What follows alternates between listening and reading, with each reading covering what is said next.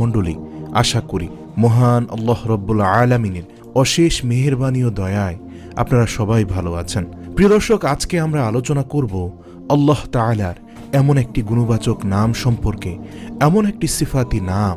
আপনি যদি দুপুর 12টা বা দুপুরে এই আল্লাহ তাআলার এই নামটি 7 বার খালেস নিয়তে অন্তরের অন্তরস্থল থেকে পাঠ করতে থাকেন, আল্লাহ তাআলা আপনার মনের আশাগুলো অবশ্যই পূরণ করে দিবেন ইনশাআল্লাহ। সম্মানিত দর্শক, আল্লাহ তাআলা এতটা দয়ার সাগর, মায়ার সাগর যে মানুষের মনের সকল ইচ্ছা আকাঙ্ক্ষাগুলো আল্লাহ তাআলাই পূরণ করে থাকেন। আল্লাহ তাআলার কাছে চাওয়ার মতো চাইতে পারলে তিনি কাউকে ফিরিয়ে দেন না।